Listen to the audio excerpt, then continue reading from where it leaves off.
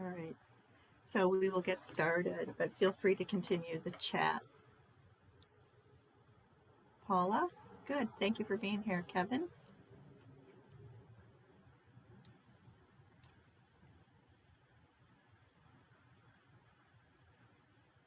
And yes, it is timely with food insecurities on the rise. Absolutely. So feel free to keep the, oops, wait a minute, chat going. I'm going to close this. Bring that over here. Okay. So let me just make sure I've got my controls going. Okay, good. So welcome everybody. It's a sunny day here in the Southern Tier, so I hope everybody's had a chance to at least catch a little bit of that sun and make some vitamin D. Everybody will feel a little bit happier.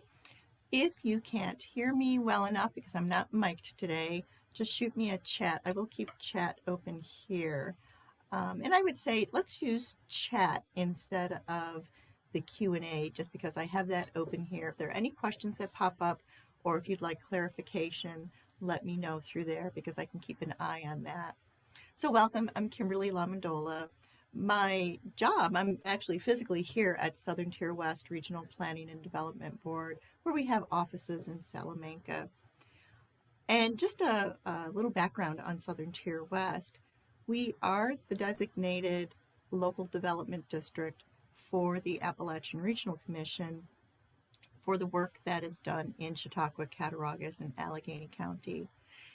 And believe it or not, sometimes people don't realize contextually that the federally designated area of Appalachia has its northern terminus in 14 counties across the tier of New York State, including one in Tompkins, so it's above the tier.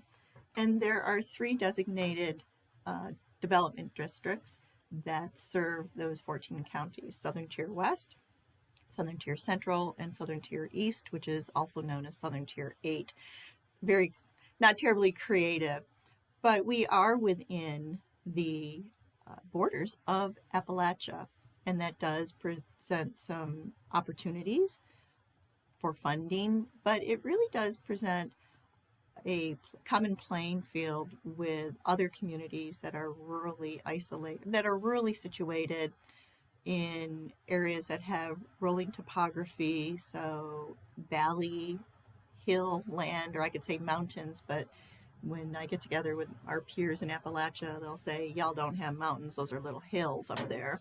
So our demographics, our community identification, the makeups of our communities are not unlike those that you would see in West Virginia, which is the only state in Appalachia that in its entirety is in the border. There are parts of 13 states, parts of 12, and then one entire state of West Virginia in Appalachia.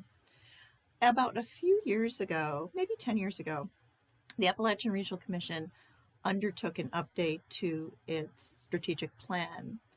And in planning and bringing priority focus to need in Appalachia, we always look at asset base first. We take an asset-based approach to development.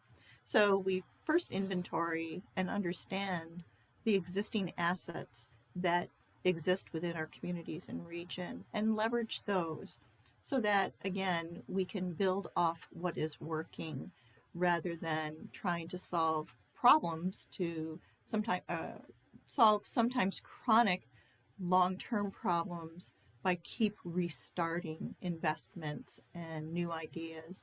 So we all have, and I'll discuss even in some of the greatest challenges in not just Appalachia, but that's our context, there are assets and things that are working, those little bright spots that we can leverage.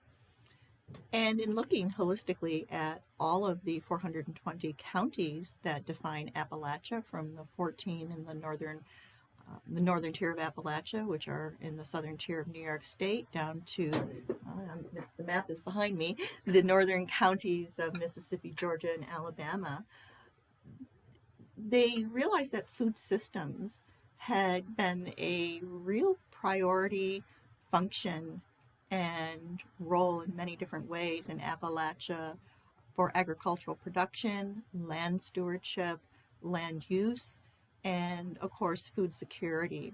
And as our food systems became more globalized and our grocery stores started having food year round without, so we can eat out of season, we became disconnected, identifying that food systems as a holistic entity still existed for many communities in Appalachia.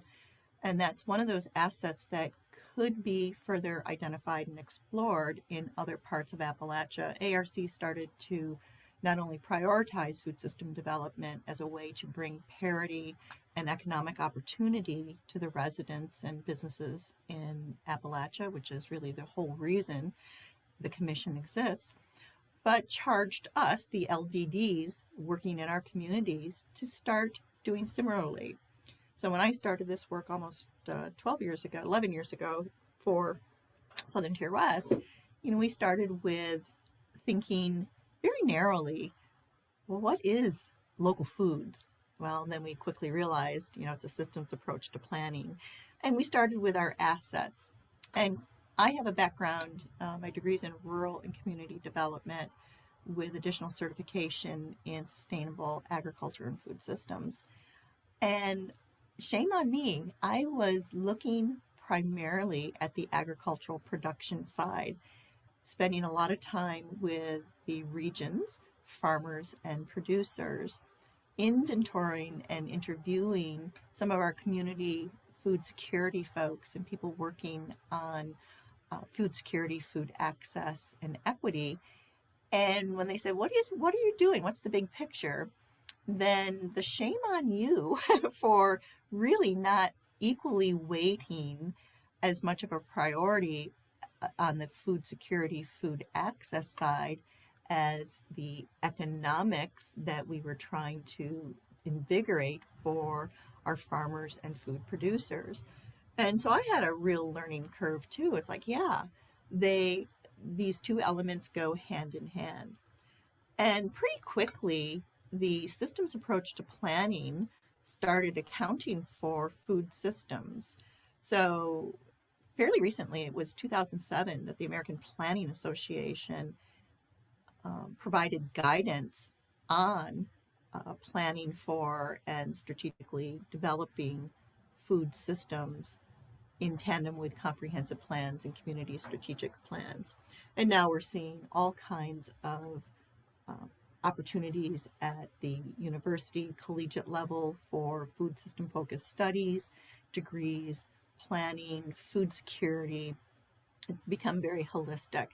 So as our work here at Southern Tier West developed, I realized very quickly that even though we're funded to work only in Chautauqua, Cattaraugus, Allegheny County, food doesn't know those geopolitical boundaries.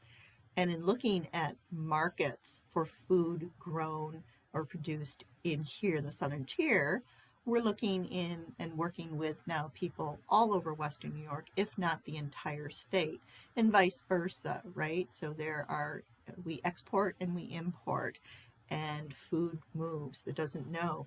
Cattaraugus County has a border around it, and da da da da da. So understanding that we also needed the flexibility to really meaningful advance our work, we are working with our area producers in finding market channels, potential partners, or if we have value-added processors here in this region that need to buy in ingredients grown in New York State or within Western New York, I was spending time out of the area. So the solution to that problem came when I realized that an organization I had worked with way back in the day when I was volunteering at some farmers markets called NYSOG, New York Sustainable Agriculture Working Group, was unfortunately on the brink of being sunsetted by the IRS due to inactivity. But this group was really one of the first groups that brought the whole buy fresh, buy local concept and deployed AmeriCorps volunteers to farmers markets all across New York State in the early 2000s, late 1990s.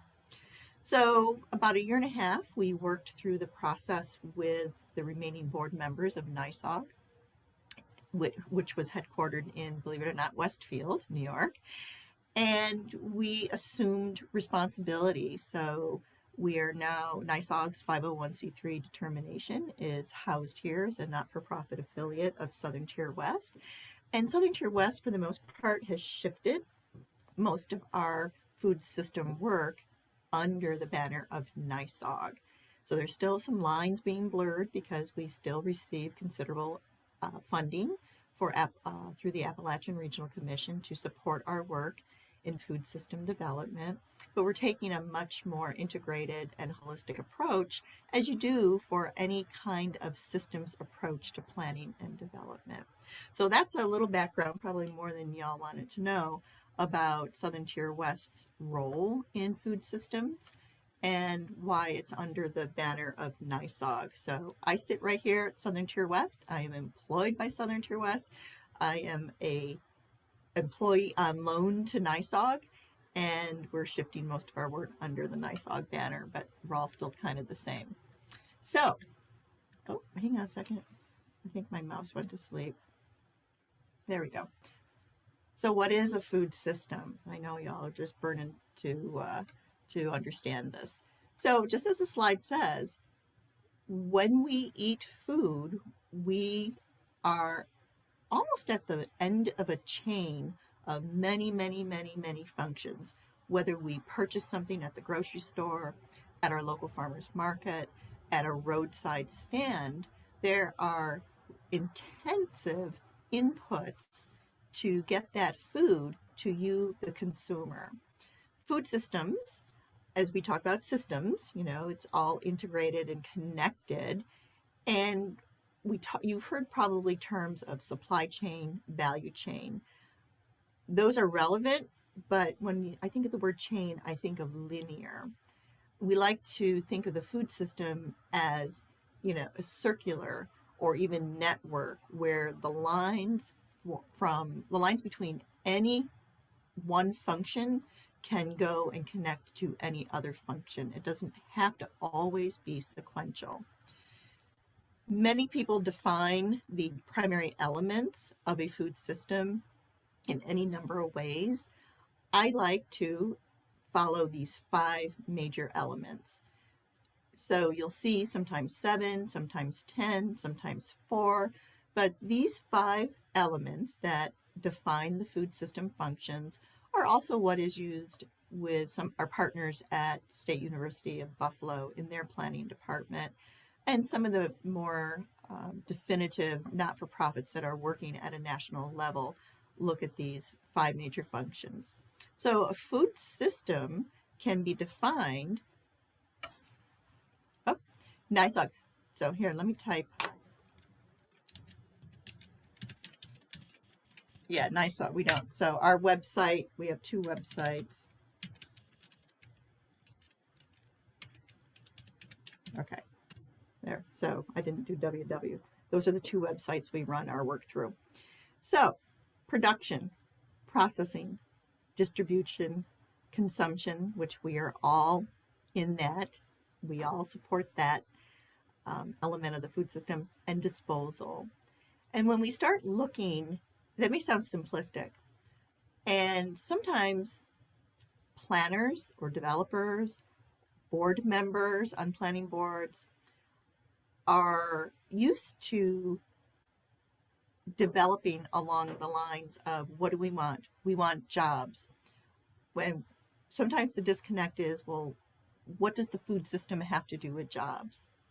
When we start looking at all of the layers and sublayers, secondary, tertiary, of business to business, peer to peer transactions that occur, you begin to realize that the food system is a vital driver in a region's economic stability, because we're all eaters, right?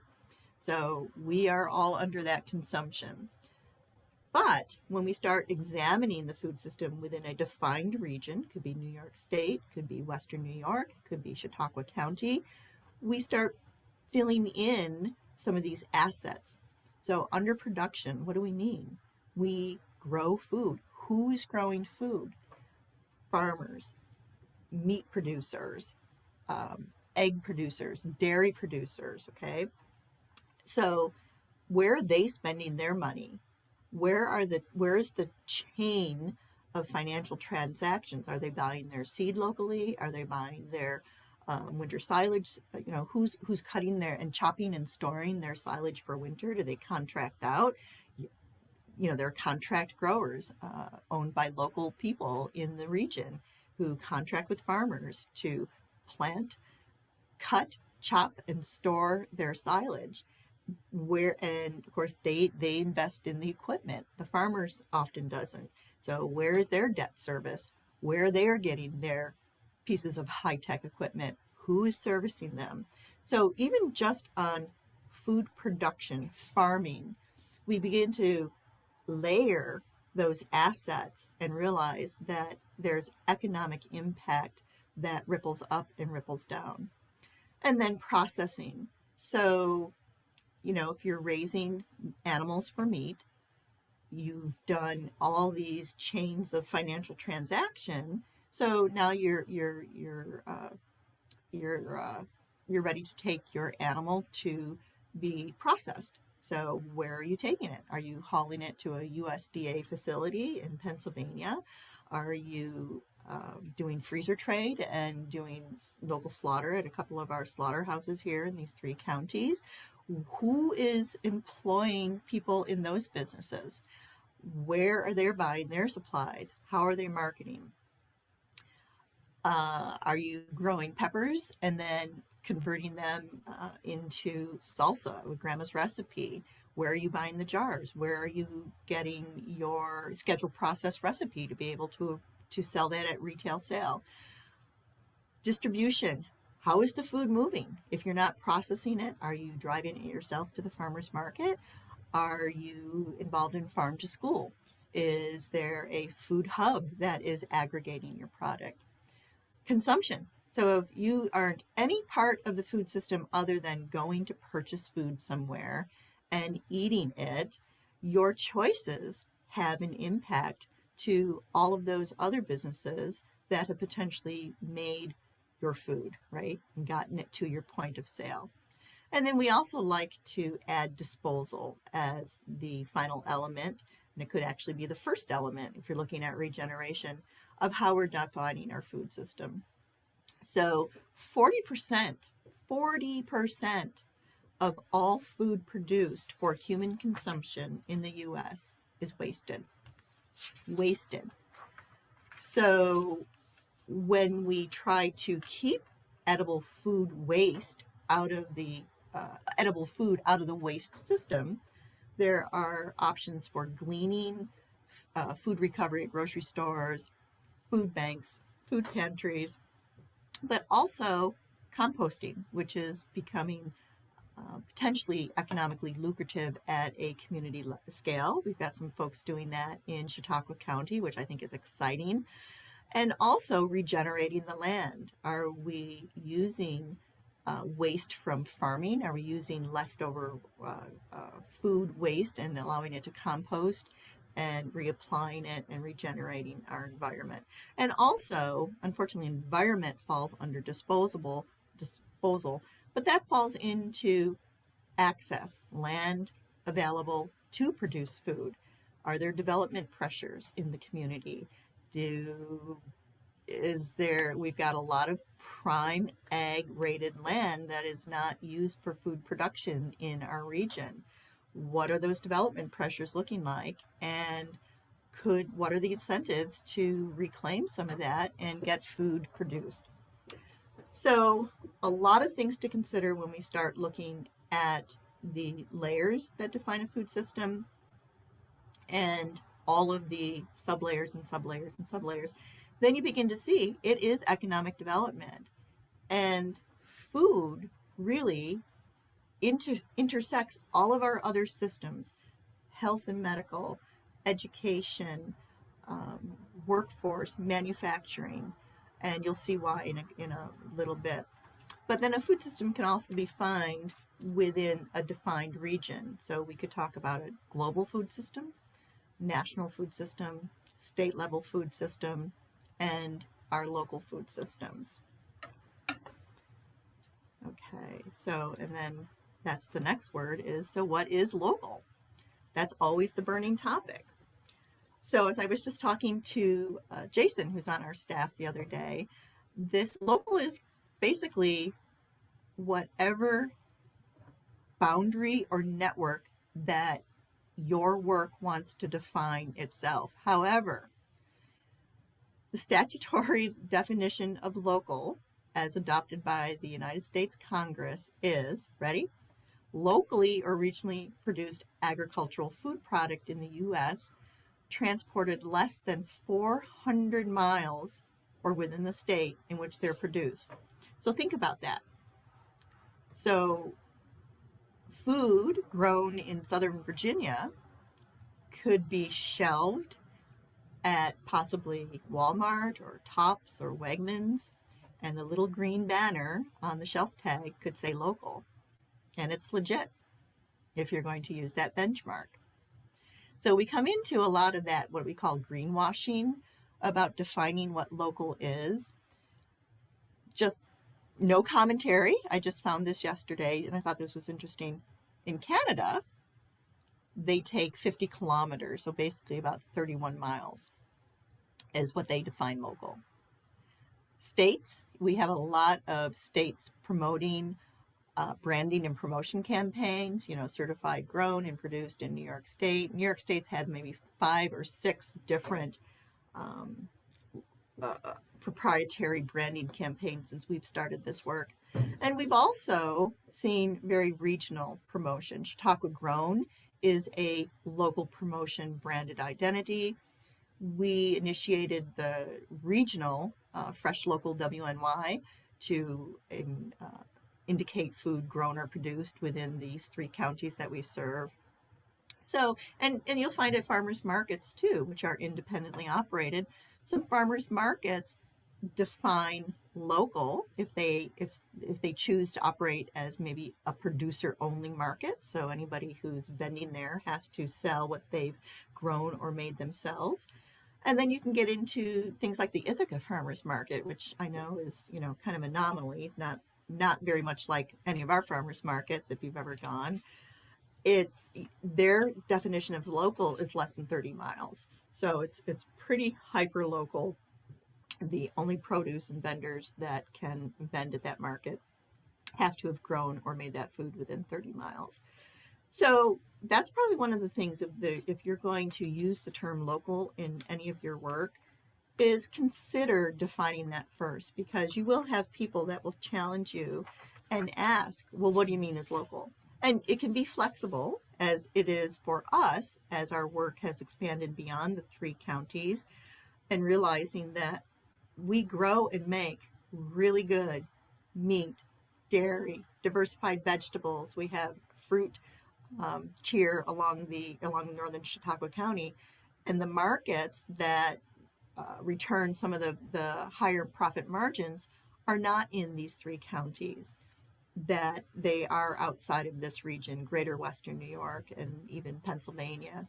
So always keep that in mind contextually too.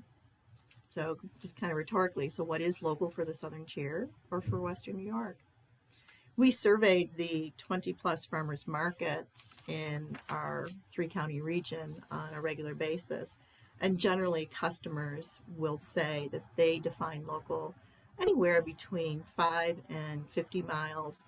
We surveyed our agricultural producers a few years ago as to what they were defining local, and most of the farmers responded a 50-mile radius. So that would capture northern Pennsylvania, southern Erie County primarily, and that seems to be a pretty universal feeling that 50 to 100 miles can be local. All right, so let me check the chat box in case I'm missing anything. All right, so what is a food system? And I think I've mentioned this already.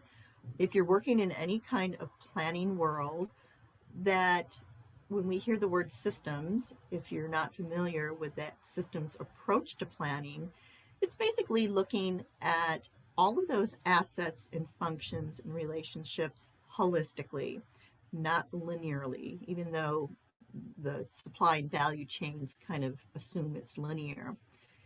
So maybe you've heard of the triple bottom line, right? So we look at three things: the economic impact, social impact, and sometimes political or environmental are swapped out. So that three-legged stool.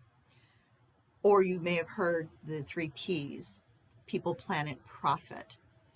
So when you're defining working in the food system, start back with what are the elements that you are looking for to begin to assess what is working and where the gaps are.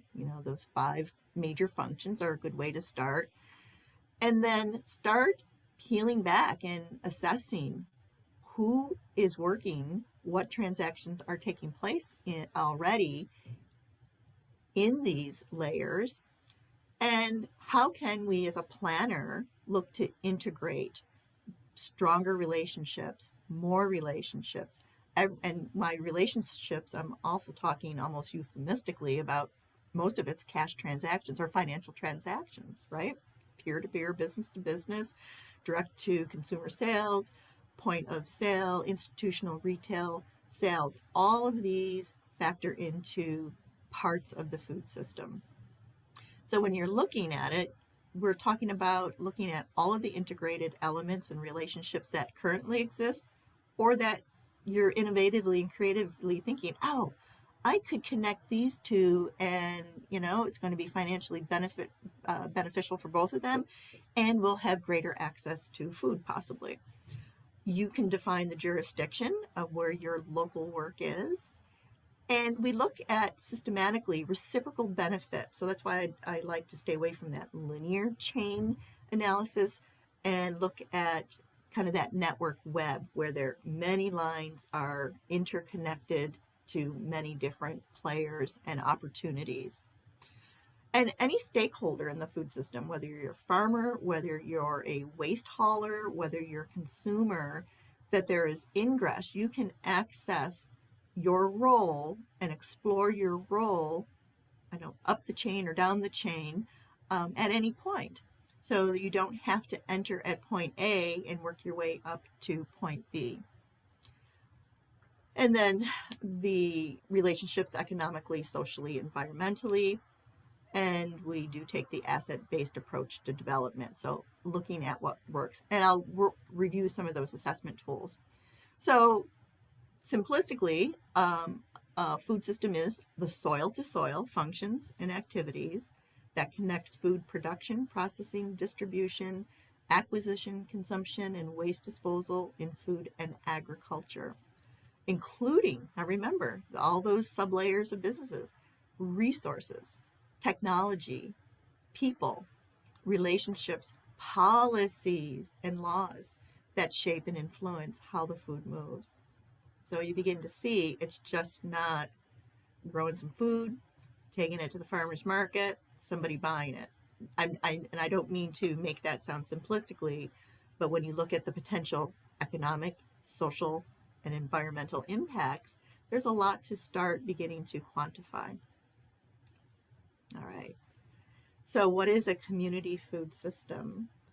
Oops, there we go. Happy with my trigger there. So I've borrowed this, but this is one of those, because I'm not good at creating my own little infographics. As you can see, this is set up in that circular pattern. There's a few additional circles than those 5 because they've extracted it out. But you could draw a line from one element to any element. So you could have somebody producing food. You could have a farmer growing vegetables, and it goes right to the consumer for production and consumption with direct-to-consumer sales.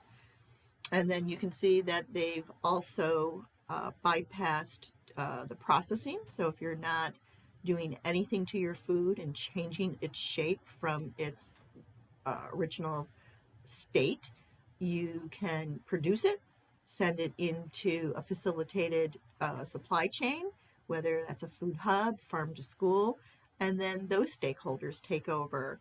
And they put marketing, markets and purchasing separate from consumption. Generally, to simplify the 5 elements, we include those functions under consumption. But there's all kinds of hierarchy in food promotion, branding, motivators on buying, even at the local level. You'll see that at farmers markets and roadside stands with some creative labeling. And then the waste recovery and production. So the big thing is this, always to remember, right, that all of this means jobs, workforce, innovation, technology. Seems like there should be an arrow from production to markets and purchasing. Absolutely. And the thing is, you can tailor this for whatever exists in the jurisdiction and what you're working with. And this is a real simple design. I actually like the network map, but then it becomes too confusing. But for any function, like for meat producers, right, you could create the cycle specific to a particular type of product. Honey or maple producers, so they're producing it, but they're also self-processing. And then are they selling directly from the farm to an institutional or consumer buyer, or are they shipping all their product to somebody who will distribute it, market it, and promote it to the consumers? So there are a lot of different scenarios that can occur. Absolutely. And again, sometimes working with, and I say this with loving kindness, older school, planning board members, planners, economic developers, it's sometimes taking that left-hand column and reminding them that it's all about economics. It really is. Had a recent conversation with an elected official talking about a food system, and that person said, well, we don't need any more Dunkin' Donuts. And I'm like, what? And they said, well, yeah, it's food system. I'm like, oh, okay, this is a real learning opportunity. Take these opportunities to have these conversations, because, we've had some announcements of major employer closures in the Southern Tier. We have a highly skilled workforce. We have a skilled, intelligent, ready workforce that can be quickly retrained in new functions and processes. And the scale that we're talking can be of any size.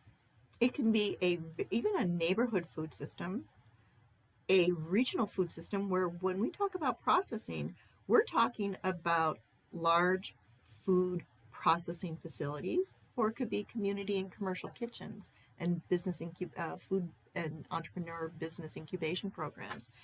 So don't think that when we say community or local, you can even scratch that and just say food system, that we are looking hyper small. There is potential for scaled opportunities to do cluster development. And so, again, innovation and technology. We know if you're farming, you're probably not farming the way that the farmers before you did. And if you've seen some of these massive satellite-linked, high-tech, air-conditioned, stereo surround pieces of farm equipment that are outrageously expensive, it's all technology. We're flying drones, we're farming with drones now. That involves incorporating new ways, innovative ways of producing food that in the often run is more efficient, more profitable to the producer, and also possibly, unless we have some climatic inputs, can assure a greater supply of locally grown food. Okay? All right, let me wake up my mouse here. So that's what we mean, jobs, jobs, jobs, jobs. So how to plan for a food system. Let me turn my page here.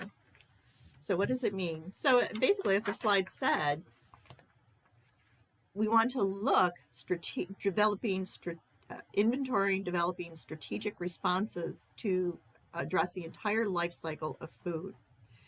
Now, a lot of you working in planning boards, agricultural and farmland protection, town zoning, county governance, state governance, are aware of farmland protection plans.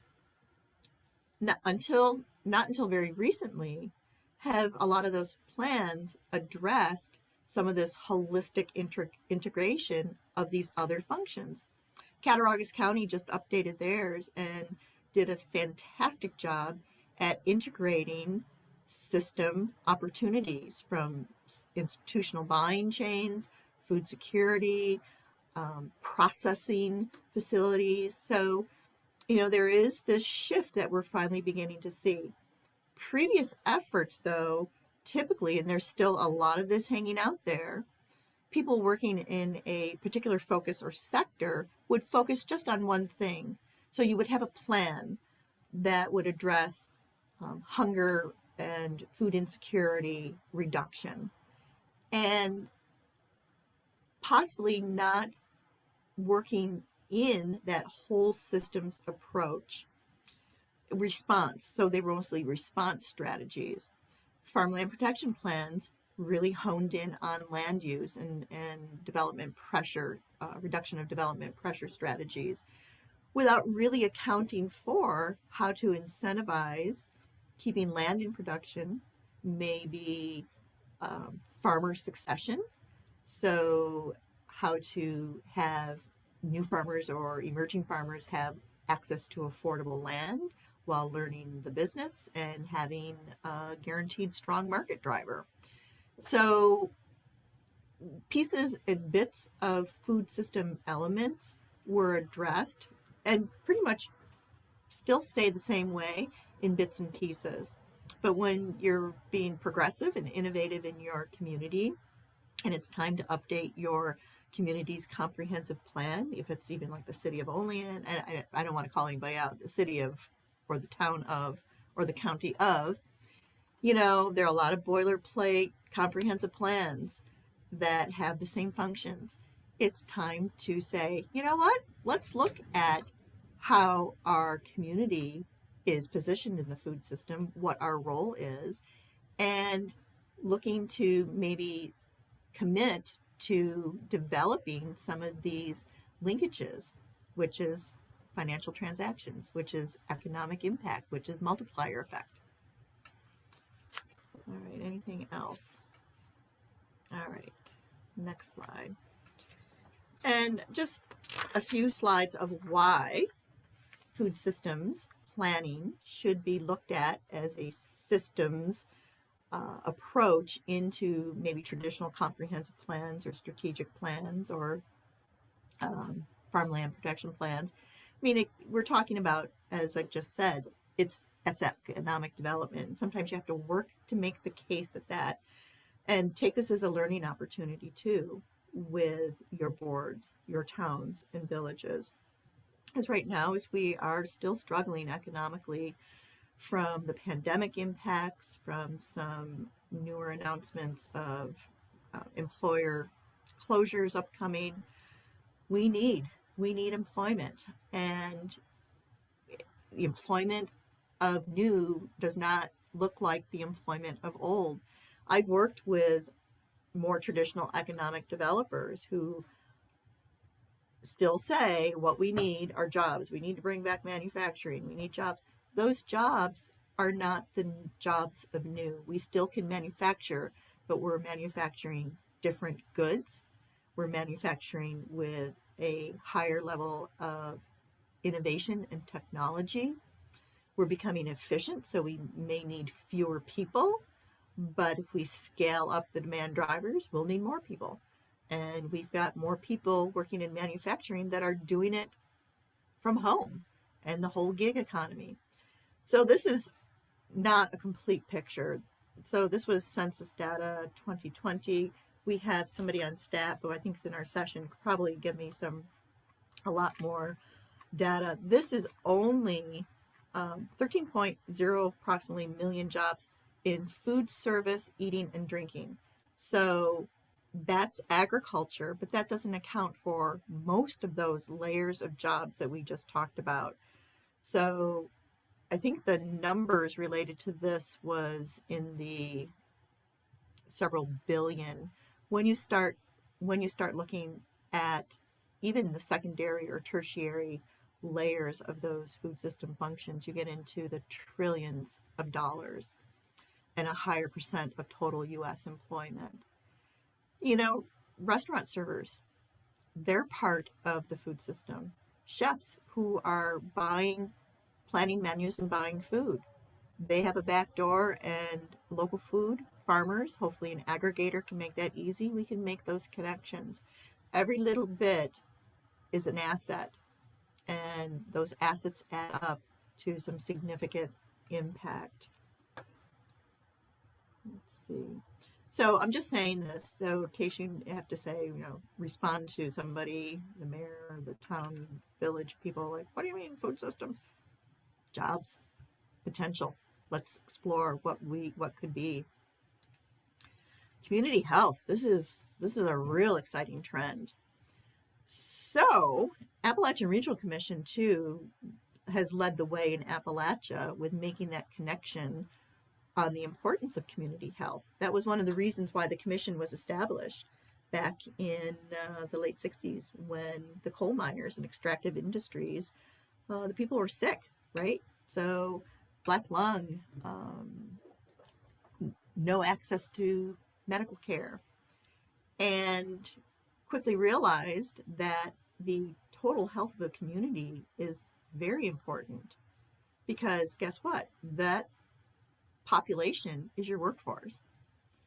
And if a community, county, state is going to be competitive into incentivizing investment in retention, expansion, or new businesses, and you're selling your workforce, you've got to have a healthy workforce.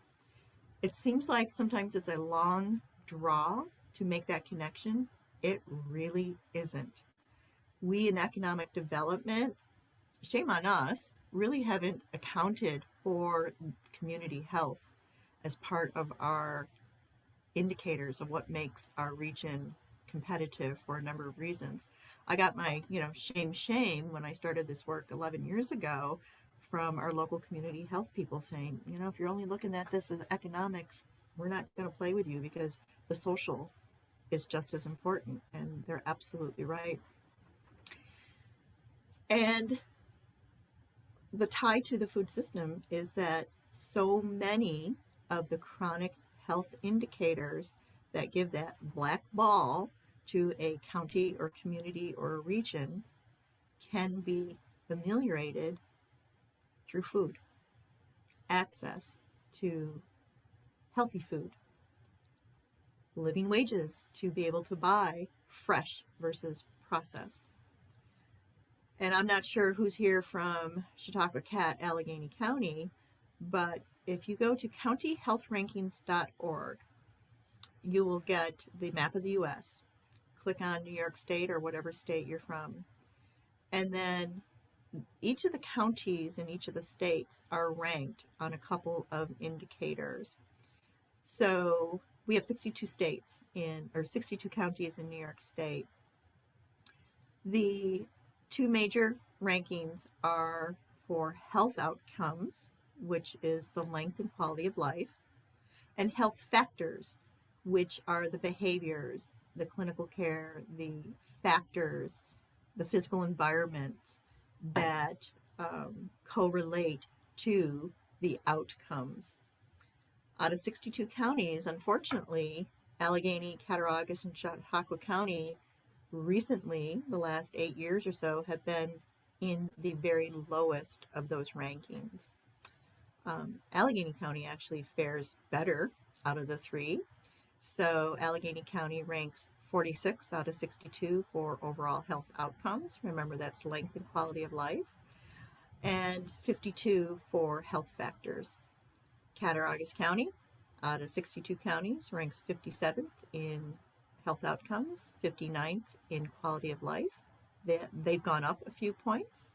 And Chautauqua is almost the next to the last, shortest in length of life and quality of life, and then an outcome. So check each of these counties that you're working with. Each of the counties in New York State annually have to, I believe it's annually, have to prepare a community health assessment. So they, through surveys and clinical reports and all kinds of other sources, produce a, I believe it's annual, community health assessment. Then they also have to have a responding document called a CHIP, Community Health Improvement Plan. And in Cattaraugus counties, which I'm familiar with all three counties, I just know Cattaraugus counties, the number one strategy to ameliorate obesity, diabetes, eclipsed quality of life due to those things is food, because food security and food insecurity is quite high, highly reported across all of these counties. So health is influenced by every aspect of where and how we live, including access to food, shelter, education, employment, and child and elder care. Again, all those factors somewhere in those sub-layers of the food system, but you can jump it right up. You want a quality, healthy workforce to incentivize investment in those areas. Economic development folk have just recently go, you know what, we really do need to understand those community health indicators and economics. And yay, New York State Department of Health 2 years ago reached into economic and started a program or a project, not even 2 years ago, about 18 months, called Connecting the Dots. And we've worked with the person heading that up. Her name is Preeti Irini from the Albany area. And she said, you know, we are all, you know, masters of public health and so on and so forth, but we don't ever reach out into the economic planning. We're not at the table. And we said, you're not at our table. We need to be. So when you're talking food system from a planner or economic development, at least know what those community health indicators are for the area you're working in. Most of the chronic health indicators could be improved with dietary changes.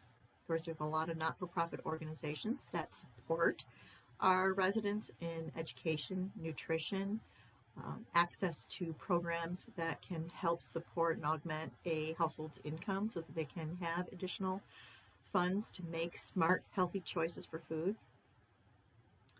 And economic development and public health are just now beginning to come together. Shame on us, it took so long, right?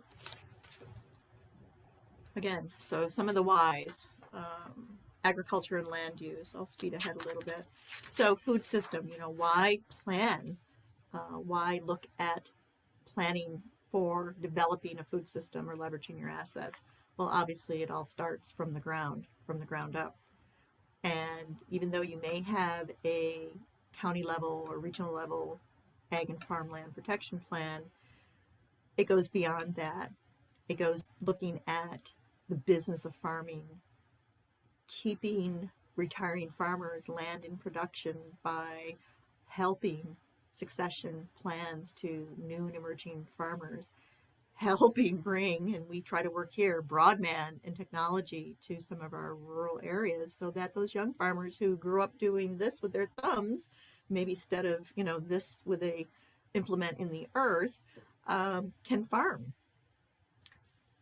Also, it can assist in identifying potential diversified products. You know, when our dairy folks really were squeezed with the economics, we looked at potential repurposing some of the, if they were grazing, a lot of those have confined feeding operations, but looking at maybe hemp production, or because there are all kinds of products that can be a byproduct of hemp, or diversified vegetable, or not grazing for dairy, but grazing for animal and livestock meat production. There's a nifty little calculator at Cornell University's Climate Smart Farming Tool. There's the website. And they also have a webinar. If you go to that climatesmartfarming.org, type in your address, they have predictions. I can't remember how many years out, but I think it's out to 20 years based on all of their wizardry of what your parcel, your address will experience in climate change pressures. It's really interesting. So what I'm saying this, and some of you have heard me say this before, is I've heard Dr. Alison Chatrachan from Cornell University speak several times. She started, I believe, the Climate Smart Farming Program. The Northeast, where we are, is still going to be wealthy in natural resources. Even with changing climate patterns, we'll actually have more growing season. We won't be arid or drought ridden like so much of the West and Southwest right now cannot naturally produce food without artificial inputs. And artificial inputs of water, the reservoirs are running dry, the rivers are running dry. We're pretty wealthy here in the Northeast in having the ability to farm. And when I heard her say, the Northeast will be the United States million-acre farm, I just thought, there you go. We've got to keep as much land in production. And we've seen some potential speculation right now. As Amish communities move out in groups, there are buyers, LLCs, that are purchasing large swaths of land. We don't know why. There is the potential that this area could be really lucrative still for soil-based production. And I'm talking about primarily using controlled environment agriculture or monster-sized, acres and acres of, they call them greenhouses, but they're not really greenhouses, artificial controlled environments. We still have the ability to land farm. So anything that we can do related to all of these food system linkages to keep as much land in production and even recoup some of the land that's out of production, especially our prime grade land. Those are some of the justifications you can talk about why we do this work. And resilience. There's that little flower growing up in the crack. Boy, didn't we see food system break down during the pandemic when our global supply chain crashed, when the trucks weren't running, when the processing plants weren't processing, whether it's the big plants out west where we heard hundreds of thousands of animals were euthanized because they could not be processed, whether it was value-added processing, things broke. And we're just now really beginning to understand why. Well, global is one of the biggest drivers. We're looking to see where we can build better resilience in the food system. So our frailties and inequities were exposed. Those that are marginalized were even more gravely marginalized. Those households that had middle income security due to the pandemic found themselves to be in need of services as would a lower income household. So we can build resilience into the food system, and I won't go into the project that we are co-leading, but we just started a 9-county, 18-month consultant-led initiative funded by philanthropists in mostly Erie County to look at all 9 counties, including Monroe, on how we can build resilience and into our food system at all levels, from farming, production, processing, transportation, all across, so that if we do have this bump again, we have these systems, maybe a system here in Cattaraugus, maybe a system identified in Chautauqua, and they begin to speak each other, they begin to speak to the bigger system, and we can seamlessly shift. Part of the challenge came from the institutional. So the biggest consumer of food is not individual households in this country, it's institutional buyers. So when the colleges closed, when the conference centers closed, when the restaurants closed, when all of those large buyers closed, all of the food that was in the pipeline for larger size packaging just got stuck. We didn't know how to retool 25-pound bags or boxes or cartons of cottage cheese that were sitting at, Alfred University's kitchen that was basically almost out of date. We can get them to the food pantries. Well, what household can use a 25-pound or 5-pound bucket of something? So much of this just got caught. So we're trying to build resiliency into preventing that from happening. And if we do have this big bump, how we can seamlessly keep all functions going. What we did see, though, when we started to have shortages, is the demand at the local levels skyrocket. Our local farmers reported running out of food. Several did not participate in farmers markets because people had gone right to their farm and said, I will buy everything you have. I will learn to can. We saw the canning jar shortage. So how to weather these bumps, this is what we're beginning to look at. But boy, food systems were on the front line of witnessing the breakdown, but also witnessing the importance, because we can't stop eating, right? We need to eat. And we were actually choosy about what we wanted to eat during the pandemic. We wanted to support local as we saw more of our local friends lose business and economic opportunities. So use resilience as one of your tools. I got to keep track of my time here. Okay, so we work a lot with folks around Appalachia. Eastern North Carolina is not in Appalachia. Here's an 8-minute video. Hopefully the sound does come through. And I like this video because these folks are working in a town, Warrenton. The population's 862, okay? The county of Warren is 20,190 people. Even though they sit about 150 miles south of the Virginia border, they're Eastern North Carolina, right? They're not the Outer Banks. They're north central eastern. They're making the dots, making this happen. And I don't think that it's not unlike what we could do. So let me see if this works. And I think I've got it set up so you should hear the sound. Somebody send me a note if it doesn't work.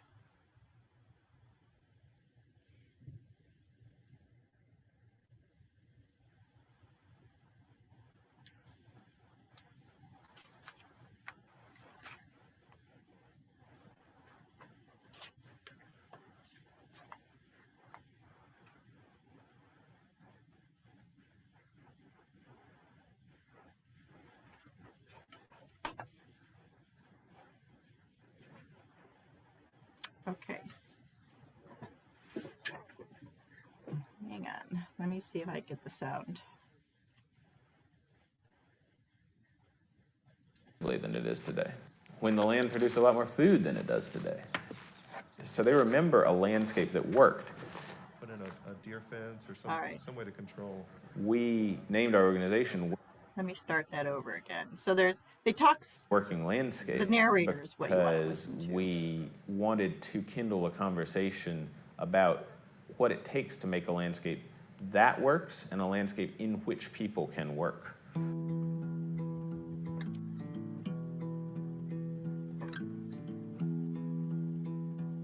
Actually killed some of the plant. That's heat related? Yes.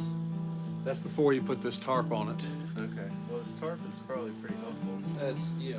Gabe and Carla contacted me, and I'm not sure where they got my name from. There aren't that many farmers left, so it's not hard to find a few. In Warren County, when I first came back to farm, there were probably between 200 and 300 active farmers who made their living farming, and now we're probably talking about less than 30. Are you doing many green cabbages? Yes, quite a few, and a lot of them will be planted over here that is just starting to come up. Yeah. Red cabbage and Savoy cabbage, things that your commercial growers don't grow. So I've worked with them for the first 3 or 4 years. I don't think we really made any money growing product, but I could see that there was potential. The economy and the food system that we have did not emerge overnight. It's not going to change overnight. But you have to start with something. When agricultural supply chains started to bypass small towns, those small towns lost their economic function, and they've been struggling ever since. We're trying to restore small towns to their economic function in the rural landscape. And that's by adding steps to the supply chain that take place locally. We buy collards from local farmers. We chop them and bag them and sell them to schools. Right? And I think we get a lot of value out of having started with something that's so simple and sort of mundane. One of the intangible ways that I think local food system approaches mobilizes a community is that everybody gets it. Farming and food are really familiar concepts. What's not familiar is the concept of asset-based economic development. But who cares? That's what it is. It's a framework that allows people to sort of connect the dots. We have served 90,000 students through this project. We may not be able to compete with the volumes of big California growers, but we can definitely compete on freshness. Local food doesn't have to cater to a sort of boutique market. That's not how we've structured this project, and we're making it work. Well, initially I thought, okay, here are two Duke grads that are, think they know everything, and, they don't know anything about starting a business. They've proved me wrong.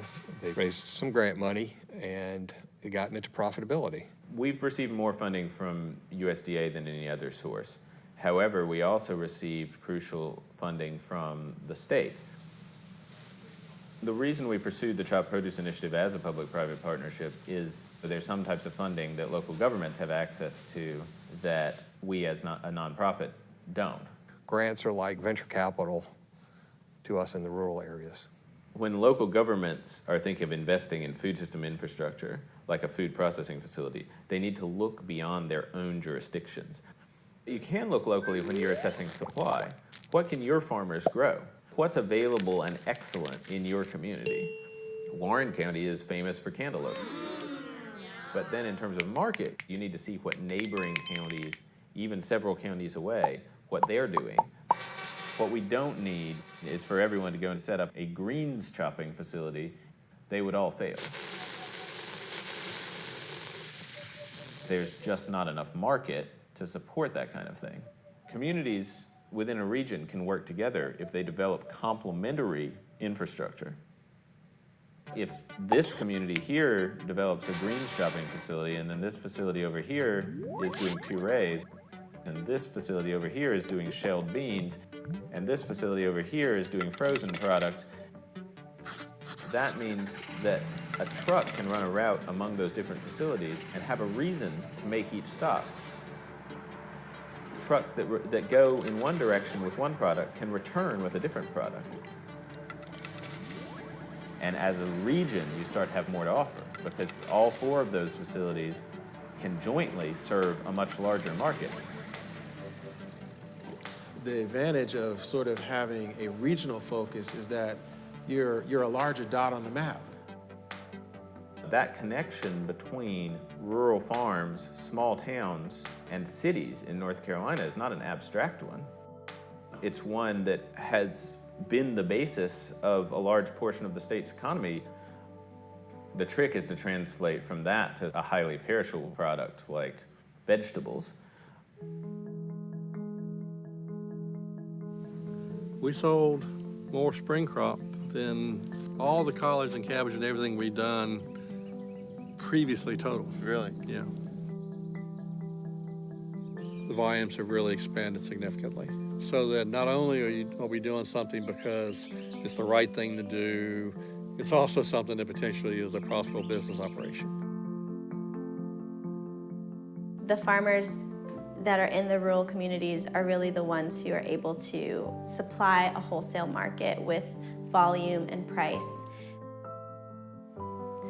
I think within the next few years, through collaboration with other organizations and just thinking about regional connections, we'll be able to provide some real solutions at a considerably larger scale than we're doing now.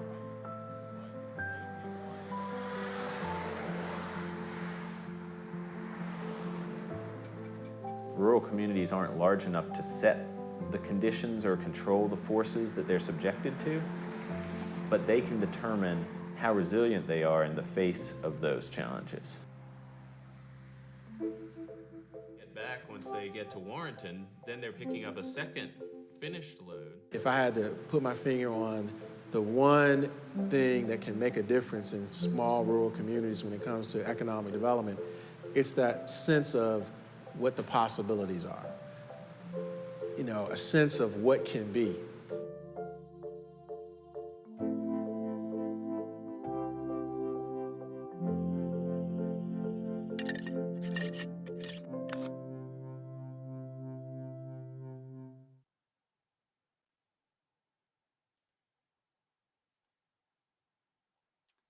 Okay. Can somebody let me know? Can you hear me? Okay, good. I had to. Okay, good. Thank you. So the one thing that struck me in that was look beyond your jurisdiction. And that is sometimes some of the biggest bottlenecks in the work that we do. Counties tend to be extremely proprietary in, and they need to be, is where they focus their input of staff time and effort and output. But as far as food, medical, education, we have to look collaboratively. And I think that video really highlights that. You feel free to, we work a lot with the folks with North Carolina and also in Western North Carolina, Blue Ridge Food Ventures, which is a model that we're hoping sometime to have a legacy project with a food incubation and small commercial kitchen. But look beyond the jurisdiction. That's an 8-minute excerpt from a longer 16-minute snippet that's available at that localfoodeconomies.org website if you want to check that out. So I'll speed right along here a little faster. Where to start, right? So some tools. First, you need to assess. That's usually where planners start, assessing what exists, especially if you're taking the asset-based approach. So a couple of things that you can do, and again, it can be a blend of some of these. You take a food desert assessment. Did I skip a? Oh, wait a minute, I skipped a. Let's slide 2. There we go. So start with a local or regional food shed. So the food shed is, you know, a defined geographic boundary and looking at how the food moves, what connections exist within a defined area before you start looking at potential export markets or extra regional drivers. I used to do this little session about 6 years ago with high school kids and college kids when we were talking about what a food system is. And I can remember doing this in Chautauqua County and saying, okay, if something happened and they all went, oh, the zombie apocalypse. Okay, so the zombie apocalypse happens, right? Could Chautauqua County feed itself if we were not tethered to any other import or input from any other food item? Could Chautauqua County feed its population? And then the first thing the younger kids would say, but you got to build a wall. And this is way before the wall thing, right? You got to build a wall, keep everybody else out. And then we'd walk through, well, if we keep everybody else out, let's look at what we can't grow enough of for a well-rounded diet. And maybe we have to make friends with Cattaraugus County. Maybe we have to trade with Southern Erie County. So define your food shed and see what's going on there. Again, comprehensive food system assessment. So that really is looking at all those functions and assessing the existing activities. What are the market drivers? What is the current workforce? You can also look doing a standalone food security assessment. Who isn't able to access well-rounded food? And that would come into some of that food desert stuff, right? So full service groceries, are people considerable a distance that don't have access to transportation? Does your community have or need transportation to get people to full service groceries or farmers markets or roadside stands? Community food asset mapping. That's always a good place to start too. Take inventory of what is existing. And any assessment can blend and meld any number of elements.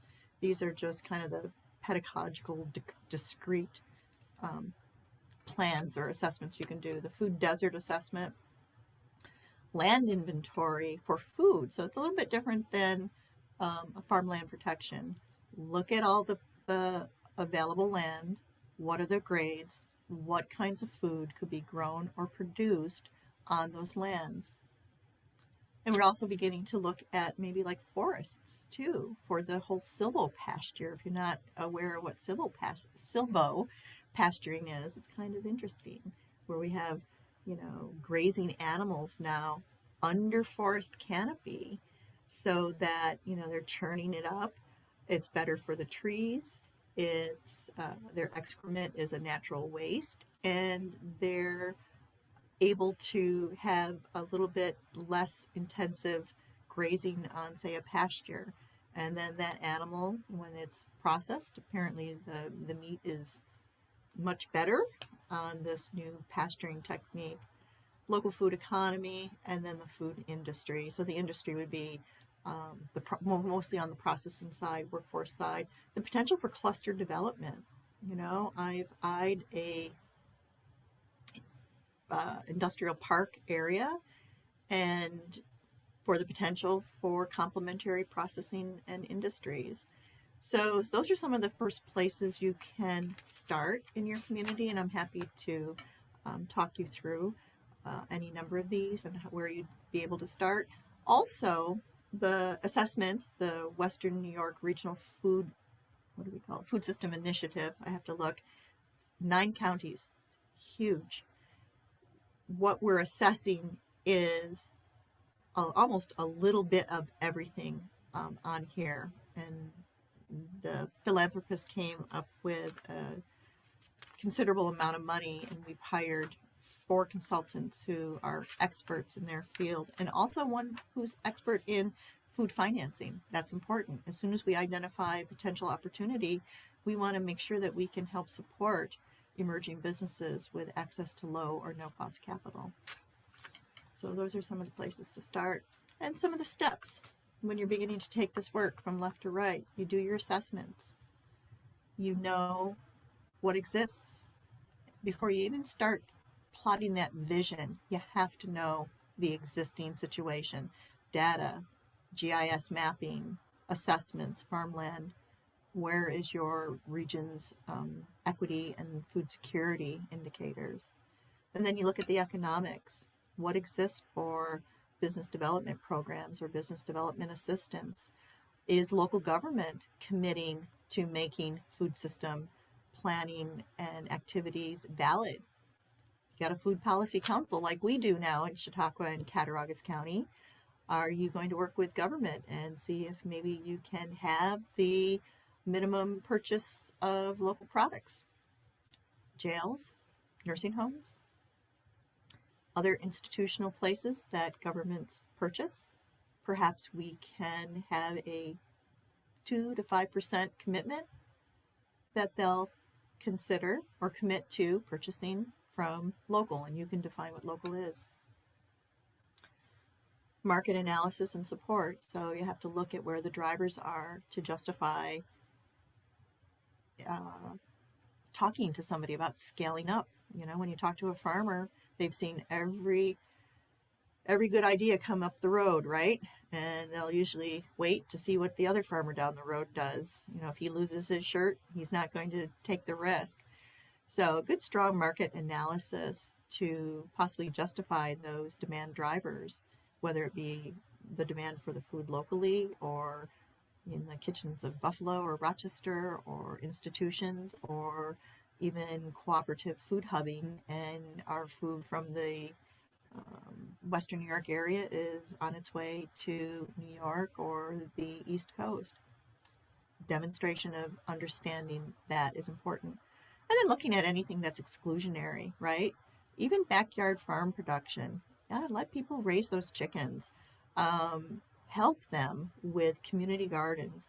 Help them understand what processing means. You know, you're raising chickens for eggs, but when that chicken's egg laying days come over, can they do backyard slaughter? You know, where are the workshops on training people how to do this? Look at your code, your zoning. We have a local community here in Cattaraugus County that has exclusionary zoning for growing food in front lawns, on yards, homes in the village. You can't grow food. You can't have a garden. Like, what? So look at just some of those at the local level and also at the industrial scaled up size level. Look at your local laws versus the New York ag and markets and ag district laws. Then bring the community in. We have a food policy council in Cattaraugus County now. If you're interested, let me know. And we also have one in Chautauqua County that's doing great work. Bring in your community partners. Look at your social capital. And of course, identify communities of diversity and inclusion. We have a lot of cultural influences on the types of food that we should also be growing and providing and celebrating. And sustainable, because gosh, you don't want to do all this work and become the spokesperson for food system development, and like so many of those community comprehensive plans, have it go sit on the shelf. It has to be action oriented. People eat every day, at least I do, every day. Look at what it takes to lead up to the eater and what happens after the eater, and be a leader in your community in jumping on some of these things. So some of the work I refer to a lot is this food system plan from Douglas County in the city of Lawrence, Kansas. I've worked with a couple of these people directly, and they've also been helpful in guiding us in forming our food and agriculture policy network for Cattaraugus County. This whole plan's available online, douglascountyks.org, but it's a 10-year framework, and it actually set up their base for establishing their food policy council. But what I like about this plan is for each of the strategies, boom, it lists 8 to 10, sometimes more potential partners. So what they've done is committed their community partners in writing as a potential partner to help fulfill that. So it kind of puts it on the spot, holds for accountability, and it was the basis for the launch of their food policy council. So check that out if you get the chance. And zooming right along. So local food economies, remember economies, food systems, economics, local governments, how can it all work? So going back to production, processing, distribution, consumption, and disposal, remember jobs, jobs, jobs, jobs, jobs, jobs, jobs. I've broken this slide out for a little bit more extraction on what some of those layers of functions can mean. So production. Basically, the overlay is land use and the business of farming. But what are those activities? Access to land, farmer training, farm succession planning, new farmer incentives, access to technology so they can farm, low or no cost capital, equipment, So that you start layering those layers of the food system onion, and it begins to make sense. And then begins overwhelmed, and then you go, you have anxiety like I do, like, oh my gosh, it's too big, and it is. So what can local governments do? Local governments, no matter what the size, however it's town, city, county, I don't know if we have any regional governments, we can look beyond the jurisdiction, like those folks in North Carolina said, start connecting our dots, which is really what the work we're doing here. But if you're a dot and we haven't connected, reach back to me. You can reach me through Sarah at Southern Tier West, or I'll put my contact information here up in a minute. We want to make sure that we know you exist if you do have a function in the food system, and that we can connect you and connect with you. So do the supply chain infrastructure mapping. Look at who is doing business development. Even if the source of access to capital isn't from within your own county, connect, make the dots. We have a regional agribusiness loan fund here that covers the 5 counties of the regional, the 5 counties here of Western New York, the 8 counties of Western New York. Cluster industries, think about complementary functions, as they said in North Carolina. And you need money to make a lot of this work.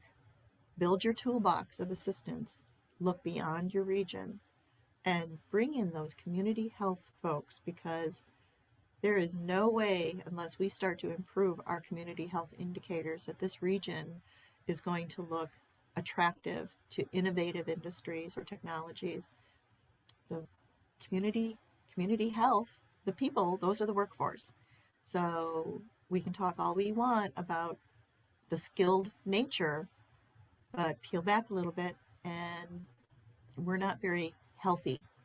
Let's start partnering in all elements with our community health folks. And that's also coming into the drug and substance use disorder. SUD is the catch-all.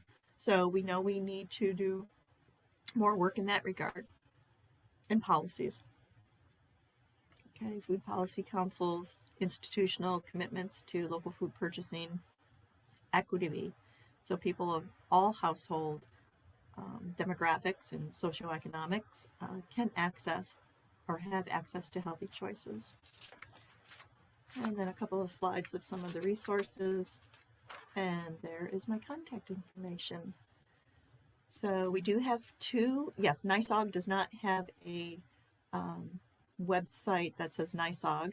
The 2 websites that we maintain, FreshLocalWNY.org, and then the brand new one for Food Future Western New York is the website for that 9-county project that we're doing, and that is built. We just launched that with a consultant 6 weeks ago. Sarah here has developed that website, and we're populating it daily with more content. Oh, yes, let me go back. I have 2 slides of resources. So there's slide 1. You can probably take a cell phone snapshot of that. Let me know when I can go to the next slide of resources if you're taking a shot of the cell phone shot. That would be rich.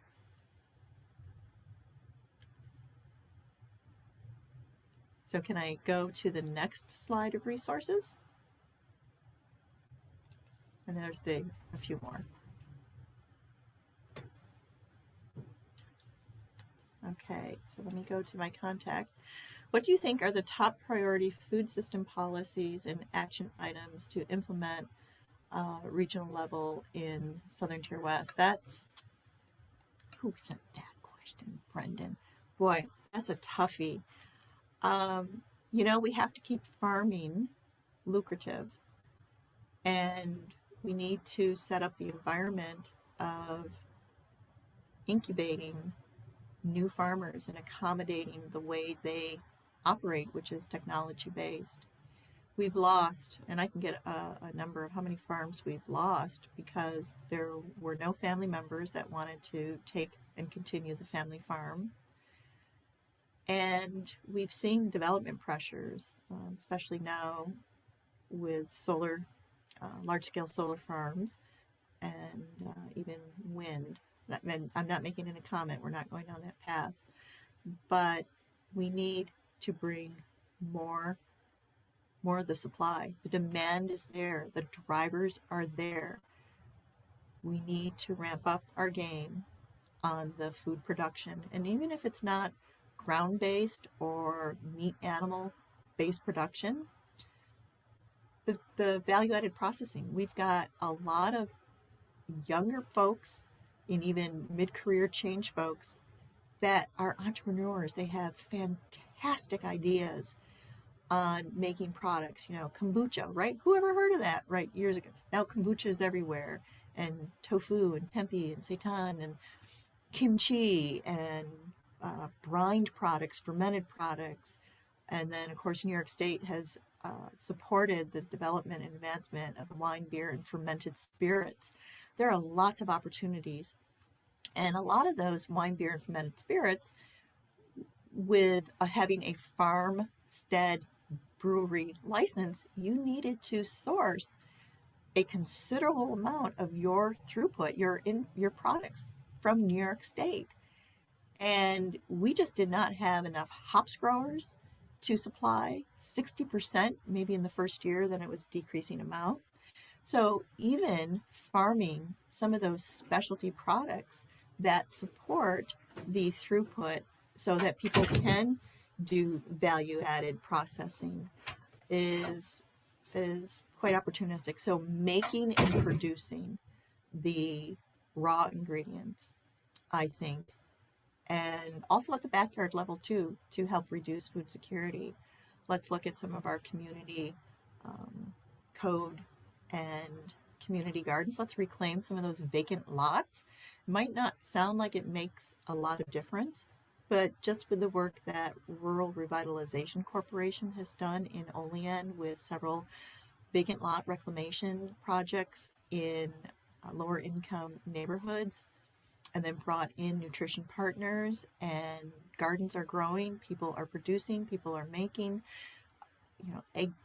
roasted eggplant sandwiches when, the most of their food was coming from WIC and SNAP supported purchases, does make a change. It's the culture. So let's be as creative and innovative to use our prime land in this whole region for food production. Any other questions? And please feel free. Oh, there we go. Yep. Hey, Brendan. Absolutely. Southern, and I knew you guys were doing that. Cattaraugus County just finished theirs, and we were part of that process. And I know you guys were underway. I think your plan and Allegheny County's plan are nearly or at the 20-year mark, so definitely time. And we work well with Melissa too, because our food policy councils are sistering each other, so to speak, on how we're both growing at the same time. All right, so I've talked an awful lot. It's 3:30. Feel free to reach out in any way, but if there are no more questions, thank you. Yep, thank you all. I do appreciate it. Good luck. And may the food be with you, right? May the food be with you. All right, so Sarah just stepped out, so I guess y'all just have to leave. She's the host of it, so she has to turn the show off.